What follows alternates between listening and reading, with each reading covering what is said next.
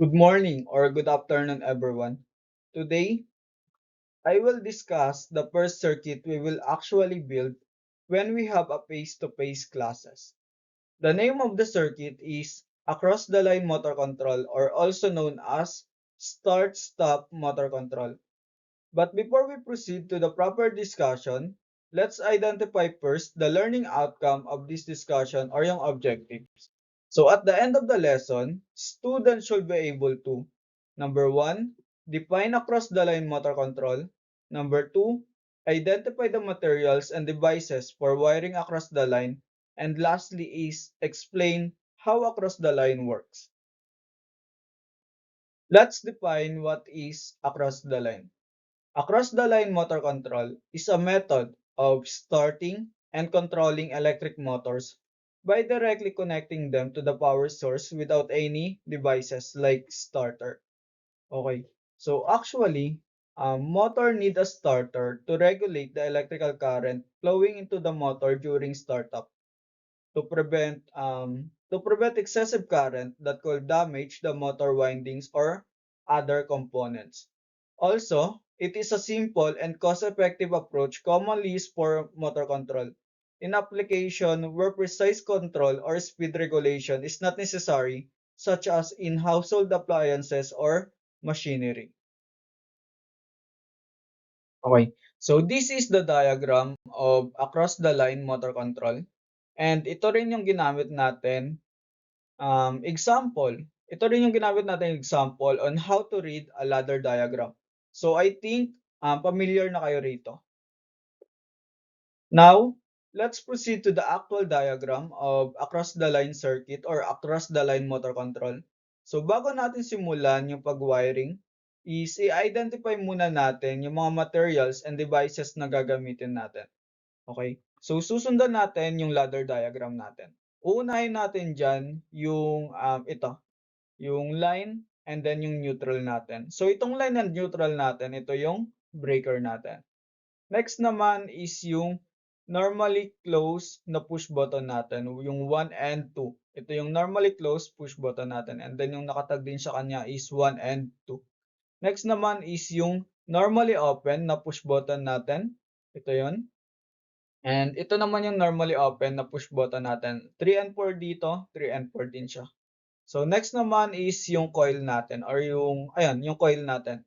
So kung matatandaan natin yung discussion natin about magnetic contactor, so yung coil natin is matatagpuan natin sa magnetic contactor natin. And then yung palatandaan niya para malaman natin kung coil yon is yung A1 and A2. And then ito naman yung magnetic contactor natin and ito yung coil natin, yung A1 and A2. Ayan. Next naman is yung ito, okay? So, ito ay tinatawag na interlock. So, ayan yung interlock na yan. So, ayan nakatag diyan ay 13 and 14. Since dito kukulangin tayo ng normally open since isang set lang ng normally open yung meron dito. So, yung gagamitin natin na interlock ay ang main contact natin. So, yung main contact natin is normally open din naman kaya pwede siyang maging alternative para maging interlock natin. Okay? So, gagamitin lang natin diyan yung L1 and yung T1. Okay? So, gagamitin natin 'tong interlock para dito. Gagamitin nating alternative para. So, next naman is yung normally closed naman natin. So, yung normally closed natin, nakatag siya is 11 and 12. So, gagamitin din natin dito is 11 and 12.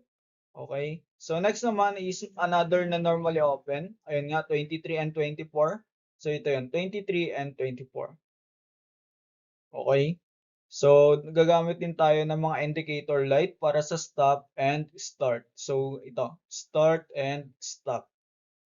Okay? So, sisimulan na ngayon natin yung pag-wiring natin para dito sa across the line motor control. So, sa last discussion about kung paano magbasa ng ladder diagram, so tinuro ko na doon sa inyo kung paano nga ba mag-wiring. So, sisimulan dito natin sa pinakamataas na horizontal line. So, sabi dito, yung line daw is i-connect sa stop, sa 1. Okay, ayan. Connected na yung line natin papunta sa 1 ng normally closed push button. So next naman is yung 2 daw is iko-connect natin sa number 3 ng normally open na push button. Okay, ayun na, connected na siya. And then yung number 4 ng normally open push button ay iko-connect natin sa A1, sa coil. Okay, ayan, connected na yung 4 pupunta sa A1. And then yung A2 is iko-connect na natin sa neutral. Okay? So ayan, tapos na natin yung pinakaunang horizontal line. So next na natin na gagawin is ito, yung second horizontal line or yung interlock natin.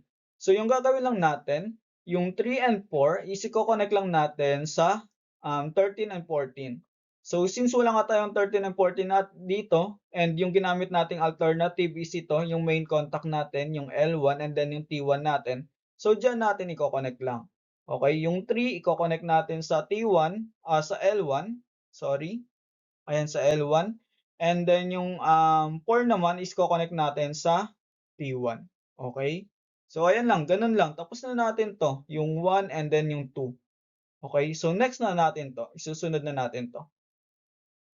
Okay? So from line iko-connect natin siya sa number 11. Okay, ayan. From line iko-connect natin sa number 11. So bakit dito na tayo kumuha ng supply? Since yung line natin ay nakatap na rin dito, so dito na rin tayo makikitap para hindi na tayo pumunta dito sa pinaka-breaker natin since iisa lang naman yung linya na yan. So yung 1 or yung yung line natin is iko-connect natin sa number 11 ng normally closed natin. And then yung normally closed natin, yung 12, is iko-connect natin sa indicator light natin para sa stop. Ayan. Since connected na nga dito, so ayan, ko-connect na natin sa indicator light. And then yung another or yung indicator light natin ay ko-connect na natin sa neutral natin. Okay. So bakit dito na tayo nag-tap para sa neutral natin? Dahil ayan, naka-connect din yung neutral na 'to doon sa or yung wire na 'to is connected din sa neutral natin kaya diyan na tayo tumap para hindi na tayo lumayo. Okay? So tapos na natin yung pangatlong line. So gano'n lang siya kasimple.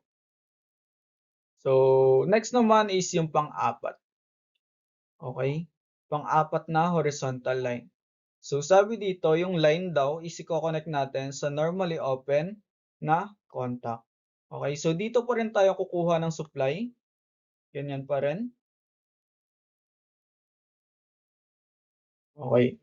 So ayun, yung natin, yung supply natin or yung line is ko-connect natin sa 23 and then yung 24 ay ko-connect natin sa indicator light natin para sa start.